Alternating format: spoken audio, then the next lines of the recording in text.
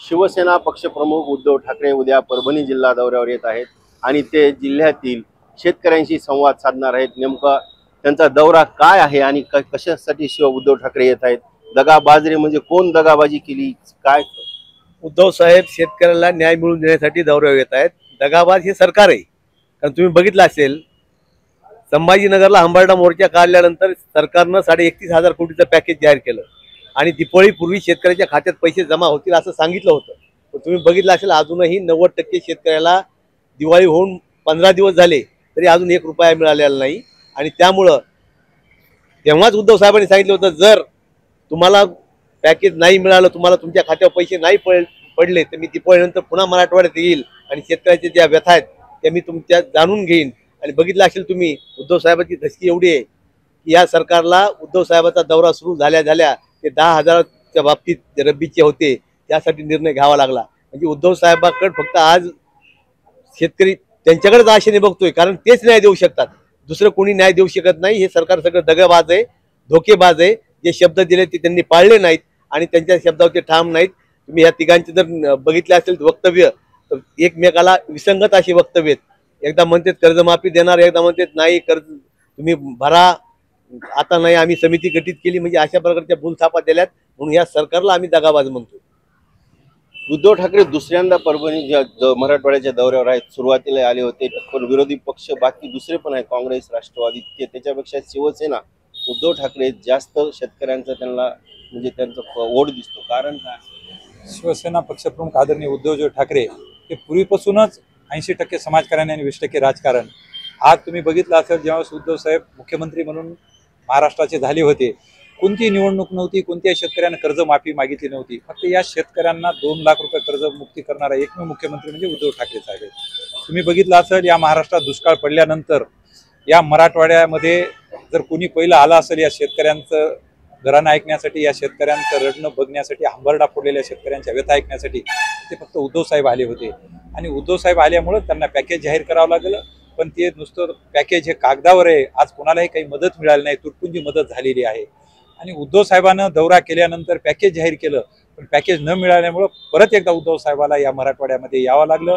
त्यांनी दुष्काळी अनुदान 10,000 रुपये रब्बीच्या पिकाला जाहीर केलं होतं, ते सुद्धा दिलं नाही।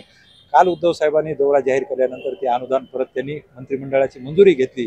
ही उद्धव साहेबांची धसकी आहे या सरकारला। आपल्यासोबत कृषी उत्पन्न बाजार समिती सभापती आहेत। काय जिल्ह्यामध्ये शेतकऱ्यांची परिस्थिती आहे, काय खरीपाच्या पिकाचं किती उत्पादन शेतकऱ्यांना होतंय, कशी परिस्थिती आहे? ओल्या दुष्काळामुळे खरीपाचं फार अतोनात असं नुकसान झालेलं आहे। ज्या ठिकाणी सोयाबीनचं पीक 10-12 क्विंटल यायला पाहिजे त्या ठिकाणी 2-3 क्विंटल आलेलं आहे आणि त्याला भाव देखील अत्यल्प असा मिळतोय। आज मार्केटमध्ये नाफेडचे खरेदी केंद्र चालू नाहीत, त्यामुळे शेतकऱ्यांना कवडी मोल भावानं ते सोयाबीन विकावं लागत आहे। तीच परिस्थिती कापसाच्या बाबतीत देखील आहे। कापसात देखील गव्हर्नमेंटचे खरेदी केंद्र अद्याप चालू नाहीत। चालू व्हावं म्हणून शेतकरी विनवणी करत आहेत, पण अद्याप सरकारकडे चालू करण्याचं कुठलंही धोरण नाही आणि खरेदी केंद्र चालू नसल्यामुळे कापूस देखील अगदी कवडी मोल भावाने विकले जात आहे। विरोधक कुठेतरी सत्ताधारी आता उद्धव ठाकरेंना टार्गेट करण्याचा प्रयत्न करत आहेत की ते सुरुवातीला घराबाहेर निघत नव्हते आणि आता बांधावर जात आहे। हे खोटार लोक आहेत साहेब, हे दगाबाज लोक आहेत। यांनी 2024ला सत्तेवर येत असताना इतके आश्वासनं दिली, यांना फक्त निवडणूक जिंकायची होती आणि ज्या शेतकऱ्यांना आश्वासनं दिली आज पाळत नाही, ते दगाबाज लोक आहेत, लबाड लोक आहेत। आणि या सरकारला उद्धव साहेब या जनतेमध्ये उघडं पाडत आहेत, म्हणून हे उद्धव साहेबांवर टीका करत आहेत। काल भाजपच्या जिल्हा प्रमुखानं उद्धव ठाकरेंवर टीका केली, तुम्ही बघितले असेल किंवा ते आत्ताच येत आहेत म्हणून काय म्हणतात? पहिली गोष्ट त्या भाजपच्या जिल्हा अध्यक्षाला तर आपल्याचा पत्ता आहे की नाही माहीत नाही। आपली क्षमता नसताना, आपली कुवत नसताना एखाद्या मोठ्या व्यक्तीवर त्यांनी बोलायला न पाहिजे। आणि तुम्ही स्वतःचा आधी वाकून बघा आरशात, किती पक्ष फिरून आलात, तुमची निष्ठा कुठं कुठं आहे। त्यामुळे उद्धव साहेबाबरोबर तुमची बोलण्याची क्षमता नाही आणि तुम्ही उद्धव साहेबांचं सांगाल तर आम्ही उद्धव साहेबाला चांगलं ओळखतो।